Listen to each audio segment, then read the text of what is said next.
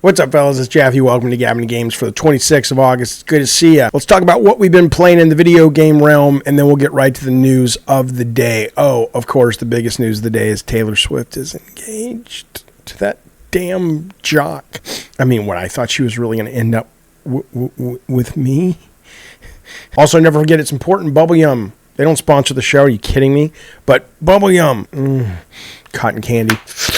Oh my God, the cotton candy. This is what I've been playing. What have you been playing, baby? Indiana Jones, The Great Circle DLC comes out in a few weeks. There were some really good previews about it coming out of GAMESCOM with some hands-on from journalists. I'm excited. I love Indiana Jones. I love The Great Circle. Now, I'm a little biased on the game. I've been a massive Indiana Jones fan since I saw Raiders in the theater in 81, so I'm in, the license just does everything for me. Even the worst indie games, I will play and enjoy. Now, I know some people played Indie in the Great Circle, and as a straight-up game, they just thought it was okay. They didn't really like it, but my brain isn't capable of experiencing this game that way because my love for the brand is just so strong. So, yeah, playing this game, it feels like you're indie. At least it seems like it feels like you're indie. I don't know what he feels like, but gross. I'm excited for the DLC. Loved the game, completed the game, and now I'm actually, I'm about 44% through. I'm trying to basically get everything. I'm trying to 100% it. So yeah, playing the original, playing Great Circle has been taking up a lot of my gaming time, just trying to complete this thing. Loving that, absolutely. But on the opposite end of the sort of pacing spectrum, I've been playing, another old game. So these last few weeks, I have fallen super into a hardcore addiction to Call of Duty multiplayer. I've been playing Call of Duty now for the last 3 or 4 years, hardcore multiplayer. Not hardcore like I'm good at it, but in terms of just addicted to it. And lately, I use it as my ADD help. So I'm like, okay, if I do the dishes, I get to play 3 rounds of Call of Duty. Oh, if I, put the laundry away, I get to play 3 rounds of Call of Duty, right? I don't know if it's the matchmaking that seems to be perfect for me right now. I don't know what it is. I'm sure I'm getting a little better, but I am absolutely all into this game, loving it so much. And then I played 2 games on Steam this week that really highlight the conundrum I think that games are in right now. The real challenge I think that onboarding presents as the game market just gets more and more insanely oversaturated. I actually recorded a version of this video earlier where I was talking about how I liked these 2 games I'm about to show you. One is Shantae. This is the game from Way Forward they were doing for the Game Boy Advance, I think, and they had to shelve it, and now they've gone back and quality of lifed it and finished it and added stuff to it. What I'll say about it is it's Shantae, which I love, and it's comfort food Shantae, which I love. But the video I recorded and deleted was saying, hey, Shantae's, it's really good, but I probably won't play it anymore after an hour, even though I've bought it. And at first what I thought my response was a sense of things have to be better than good to get you, out of bed in the morning, basically, to get you playing. But then when I was putting the video together and I watched the Shantae trailer, I was like, oh my God, look at all this cool stuff I get to do that's not in the first hour and a half, 2 hours of the game that I've played so far. And it doesn't mean you have to blow your wad right away, but when you think about how much is competing for your time and not even your wallet anymore, if you have a subscription service or so many games are free, that you just kind of go, guys, you gotta bang it right at the beginning. You don't have to blow it all right at the beginning, but you gotta make it like Shantae when you start is just typical, been there, done that Shantae, which is not bad. But if I hadn't seen the trailer when I was editing this video, I probably would have asked for a refund on Steam and just walked away from it. The second game, which I think I'm pronouncing wrong, Wizardum or something, I played the demo. I played it for an hour and a half. I loved the demo. And then it said, hey, you want to buy the game for $20? I'm like, nah, I'm good. So I'll tell you what the game is real quick, and then I'll explain to you why, similarly, I almost walked away from this game, which now I'm thrilled I didn't. So it's called Wizardum. It's from Apogee Entertainment. It's really, really good. It's got the kind of chunky look of Project Warlock 1 and 2. It's kind of like boomer shooter, D&D, so you've got like magic and axes and swords and shields, and the art style is fun, but it's still, it's still kind of brutal given what it looks like, and it checks a lot of boxes. It's really good. There's lots of secrets. It plays great, and I got to the end of the demo, and I'm like, do I want to drop $20 on this? It came out in April, and I was just like, I played it for 86 minutes. I kind of figured I had seen the gist of what it had to show me, and what those guys should have done is put a trailer at the end of the demo, because when I was putting the video together for today, I watched the trailer for the first time, and I'm like, oh my God, there's so many cool things to do in here that aren't represented in the first 2 levels of the demo. And again, it's not that you have to put everything in the first 2 levels, but if you're going to make a demo, you want to leave people going, oh my God, that's really neat, and I want to be able to do that. And I got to do some of it in the demo, and I saw some of it in the trailer. So again, I think this onboarding, man, you gotta, there's too much competition to just kind of wait till level 4 for the game to get good. I mean, at least that's how I see it regarding my gaming schedule, my gaming diet. Ozempic for the game. What would the Ozempic? Don't know what Ozempic would do. Editing is your friend. Yeah. That whole thing would have been 20 minutes of Ozempic and games on the stream, and I don't even know what the hell I'm talking about. It plays great, and I got to the end of the demo, and I'm like, do I want to drop $20 on this? It came out in April, and I was just like, I played it for 86 minutes. I kind of figured I had seen the gist of what it had to show me. Think about that. I mean, being on these teams and having made Shantae or Wizardum, you're like, I did my job. I made a really good game. And it's like, man, yeah, I know. It's not enough. It is not enough. Now you got to plan your games out like people plan novels and books and seasons of TV shows. You've got to engage almost immediately, or people are going to move on. They're going to refund. They're going to play something else. I mean, we'll see. Shantae could be the big hit of the year, but I don't think so. That's rough. That is a rough, I don't know. I'm not seeing the numbers on these, so maybe they're like, dude, we account for that when we budget our shit. I have no idea. Maybe Wizardum only has to sell like 100,000 copies or 60,000 copies to break even. Maybe that's doable. I have no clue. But from my, perspective, I don't see how you make this work. But yeah, that's what I'm playing. I am looking forward to getting into Mafia very soon. That was recommended to me by Colin Moriarty. I've been interested, and he was saying it's one of his favorite games of the year. That's enough to get me to take a look at it. I'll be playing that this week. Hope you're playing games out there that you're loving, that are keeping you happy. In the meantime, let's talk about the news of the video game day. The big release today is Gears of War Reloaded. I was a little confused by this, honestly. It's not that confusing, but for some reason I was expecting a remaster. That's not what we're getting. It's an upgrade, but it's not like a soup to nuts. I don't know why they say soup to nuts. I was expecting like a total remake. I've played Gears recently about 18 months ago. I enjoyed it very much. I actually had Cliff on the show talking about it after we played it. Did a really nice deep dive. I'll put the link below if you want to watch that. To remake Gears today, you're stubborn now. Would you push the politics more? And if people knew it was as woke as it is, it probably wouldn't have done as well. So if you're going back to remake Gears today, do you stay as subversive as ever, or because you're now stubborn and you're like, fuck it, I'm going to say what I want to say? Well, I still am always angry about the entire concept of war. Mm-hmm. And the fact of the matter, it would be a thinly veiled metaphor for Russia's war on the Ukraine. And that was like 18 months ago. First time I've played through the entire game before. I really enjoyed that experience. Love talking with Cliff. Again, the video will be up. But that really primed me for being excited about the remaster that's out today. I looked at the reviews today, and they were interesting. It's sitting at a 79 on Metacritic. The biggest sort of critical issue I see repeated in the reviews is just it's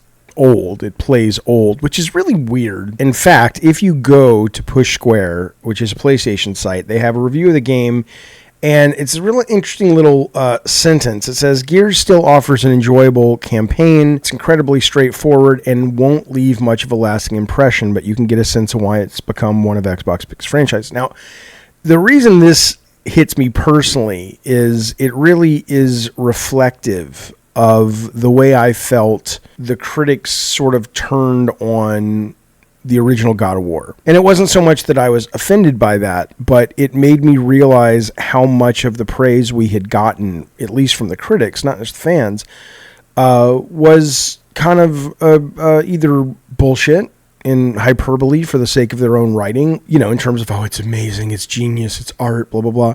And then 10 years later, it's not. 15 years later, it's crap. Now, some of that is an attack on game critics or reviewers, in that they're whores for graphics and technology, and they don't really have the ability or the desire to dive enough under the surface to be able to judge something outside of the flashy parts of it. But some of that is also, I think, a valid critique on the medium itself. I can't think of any other art form or entertainment form that 10 years, 20 years after the fact, it's too old to be anything other than just appreciated for its place in time. A song from 20 years ago, a movie, a book, might start looking a little old in certain ways, but it still can totally wrap you up in the quality of the music, the storytelling, what have you. And I do think games can do that, but it would be nice if reviewers and the public in general could, when they experience something that is going to have a timeless quality, that they can recognize what that is versus, you know, shouting from the rooftops about how this is game of the year. And then 10 years later, they'd be like, yeah, I don't want to touch that. I think that's interesting, but I haven't played this yet. I'm going to play this right now.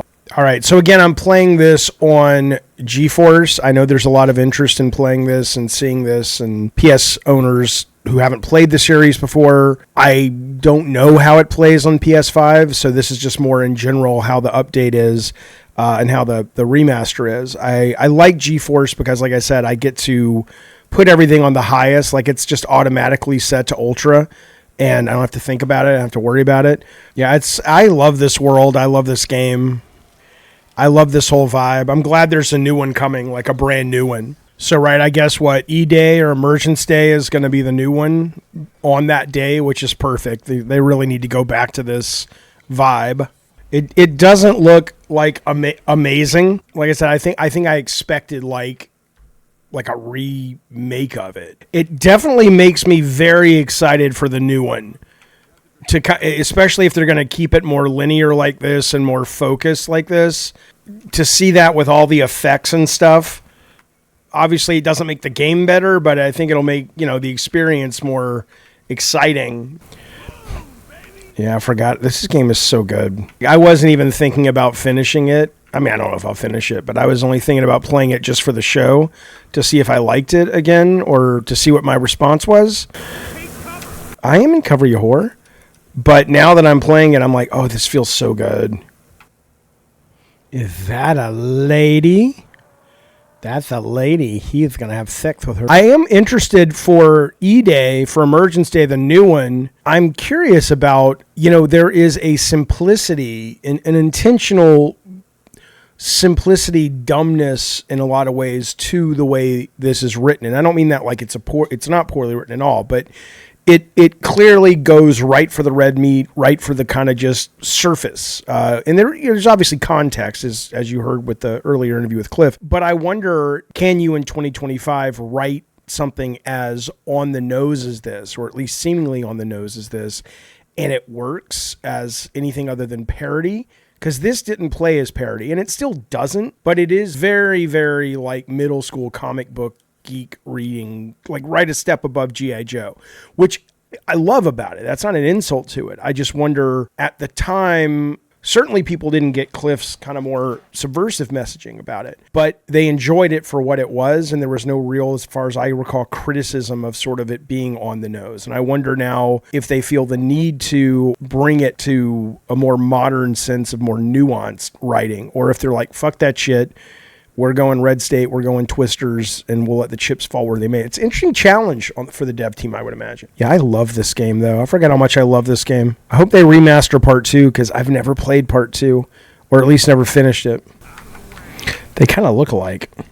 Racist. Come on now. I'm not. It's not. God, this game feels so chunky and good. I love it so much. So look at all the people playing on PlayStation, man. That's kind of cool. I have to assume there'll be a way to do PS versus Xbox players. I mean, I guess you could privately set it up, maybe. I don't know. That could be a mode, at least for like a weekend. Double XP PlayStation versus Xbox players. Okay, this is pretty cool. This is pretty cool. Look at that guy's bow. What the fuck is that? Is that a sniper? No, that's a grenade launcher? All right. I didn't get any kills? Fuck this bullshit. Fuck you, Van Damme. My take is that's really good. This is fantastic. I probably played another extra hour or 45 minutes than I had planned to because it just kept me engaged. So I can't speak to how it runs on the PS5. I know the reviews over there are less than 10, but about 6-7 points lower on the Metacritic. Let's see if it's updated. So as of right now, it's sitting at an 80 entirely. It's a 85 on Xbox. It's an 80 on PS5. It's really fun. I had a great time. I will play it again. I dug it. It's out today, Gears of War. I'm going to try to play some Helldivers 2 tonight, which is out today on Xbox. I hadn't thought about that, but I'm sure a lot of people have. I haven't been paying attention that they returned the favor. So now Xboxers can play Helldivers and PlayStationers can play Gears, and that's kind of fun, kind of cool.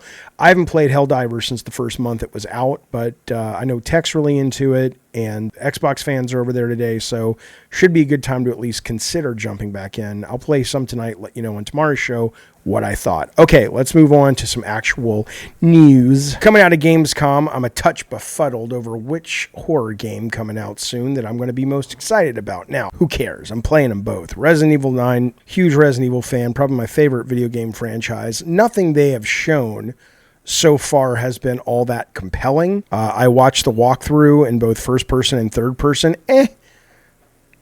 I'm sure it'll get a lot better. I have faith in Capcom, but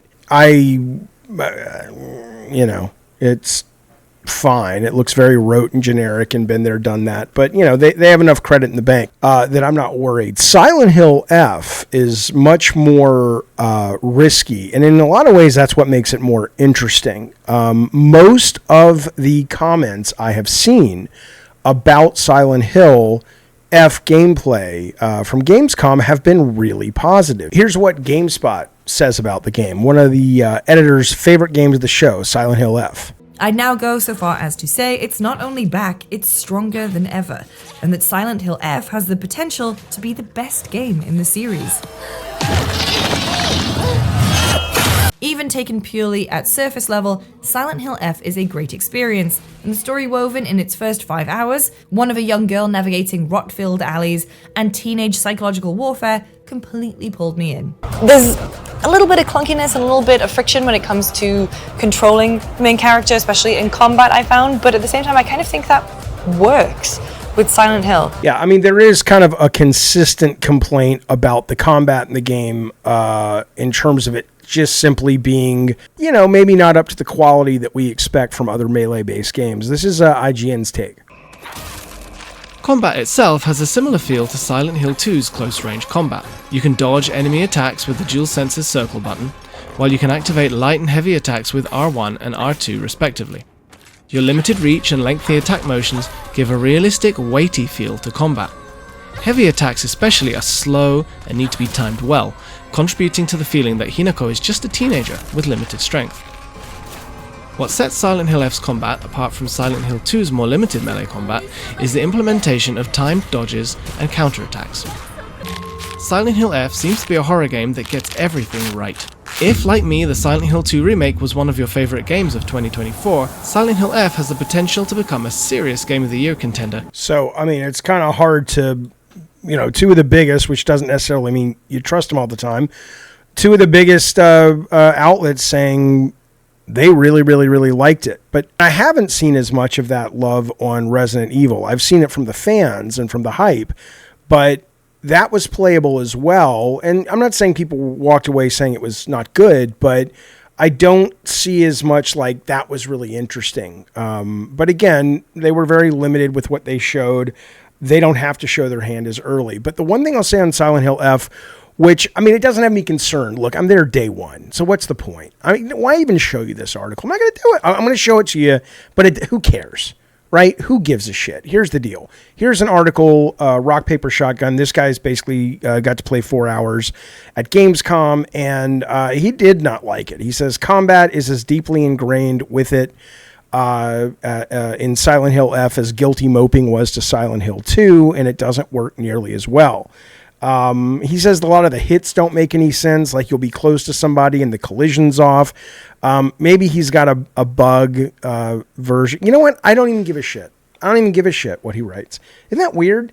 I really don't. I do not care about not to say he's wrong, by the way, and not to say that it's not an appreciated preview, I suppose. But honestly, it's like, look, I like that this seems different. I like this seems weird. I like it seems a little disturbing.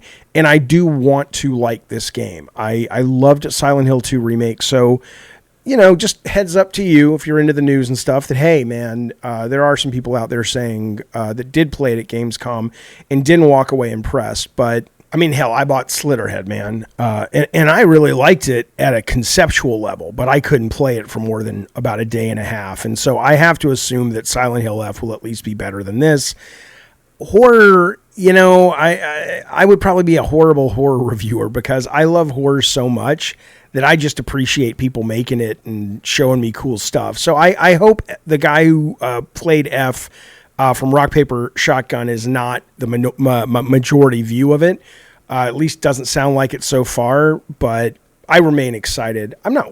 That's the thing. I'm not worried about, well, you're worried about Resident Evil? No, I'm not worried about Resident Evil 9. I mean, look, if the reviews come out for any of these games and they're utter trash, maybe I won't play it. But, we're at a point, even like Chronos, right? The new, the game from Team Bloober. My understanding is it's going to be, and at worst, it's a solid 7 out of 10. And, it's horror. I love horror. But between the two, I am much more excited for Silent Hill F just because it seems more interesting. Obviously, it's not the first game to be set in sort of the countryside of Japan and small little town in Japan in the horror genre. But there is something that seems a bit more sinister about it. And Resident Evil 9 feels a bit more comic book movie. And I love both. But F has the potential. And I'm 50-50 on it. The developer of F doesn't have the world's best pedigree compared to the developer of RE9, right? So, I mean, and that's not a bad thing to determine if a game's going to be good is what they've done in the past. But, if I had a gun at my head, I'd probably assume that Resident Evil 9 is probably going to be a better game just because of the pedigree. But simply based on what they've shown, F seems to have an interesting, creepy mind at work, whereas 9 just kind of seems to be more of the same, which ain't bad. It's grilled cheese sandwich of horror gaming. I got no problems with it, but that's my take at the moment. Still excited. Day one for both. But if they pull it off, Konami will continue their roll. Also coming out this Friday, they're on a roll with Metal Gear Delta. Just heads up, I'm sure you've seen the review. Sitting at an 86 on Metacritic. Am I going to play it? Probably, if I can fucking find the time. Most of the complaints about the game, really, I know there have been some people complaining about some of the technical issues. On Metacritic, I haven't seen a lot of those, but clearly there's some frame rate issues. I think it's on the PS5 version. Again, that matters to some people. It doesn't matter to me. The biggest creative criticism I've seen hitting out at this game is just people are like, for such a special game, for such an important game, there really should have been more to the special edition package, interviews, behind the scenes, maybe forgotten levels. People were kind of looking for a little bit more of a celebration if you look at the negative aspects of the reviews, but the vast majority of them, even the ones that say that, they're all, sitting at it's an 86. I'm excited. Will I play it? Yeah, I'll play it, but my God, when Jaffe? I don't know. Should have. Now, as a kid, ninjas were the coolest thing. I don't know if we were the first generation to really vibe with ninjas. Ninjas, plural. I don't know what, let's look it up. The plural is ninja or ninjas. So I don't know if my generation was the first generation to vibe with ninja, but it was a big deal in the early 80s, man. We had like this TV show called The Master, and people were selling and bringing throwing stars to school. And there were like all the canon, like Ninja the Awakening and stuff. It was cool. And, ninjas have gotten a little bit ubiquitous in action these days, but it is cool that we have re-entered a kind of realm of the ninja, or the year of the ninja, not just like Gaiden coming out 4, but blink and you missed it. This month we've got these two games. We've got Shinobi Art of Vengeance sitting at an 88, which looks great. I played the demo. The demo is fucking gorgeous. Absolutely gorgeous looking game. Played great, controlled great. And then Ninja Gaiden Ragebound, which came out last month, sitting at an 84. And it's great as well. I haven't finished it yet. I'm struggling with 2 of the bosses, but it's absolutely excellent. It's interesting because I've seen more critical comments about Shinobi, actually, which is sitting at a higher review. The main criticism with this game is people saying, well, the level design can get kind of monotonous, whereas in Ragebound, the level design is really, it's not as open. There's kind of a Metroid light with Shinobi, but in Ragebound, the level design is much more linear. But I guess sometimes if you're going to give somebody a big open map to play in, I guess the lesson is you better fill it with something cool. But I have Ragebound. I hope to finish it soon, and then I will be getting Shinobi day one. Like I said, the demo is out. I think the demo is fantastic. I think it looks better than Ragebound. I think it controls better. Like, the ninja is just more fun and fluid to play. I enjoyed the demo more, actually, even though I love Ragebound. So we'll see at the end of the day which one we all like more here on Gabbin' and Games. But keep an eye out. We are in the year of the ninja, and we cap it off obviously with Ninja Gaiden 4, which I'm excited about because I finally got around to playing Ninja Gaiden Black 2 and I loved it. I'd never played a Ninja Gaiden game before. Oh my God. I was intimidated. I heard they were too hard. Oh my God. I mean, if I would have known, I would have been playing those years ago. That Ninja Gaiden 2 on Xbox, the one that dropped 8-10 months ago, that thing is nuts, man. I love it.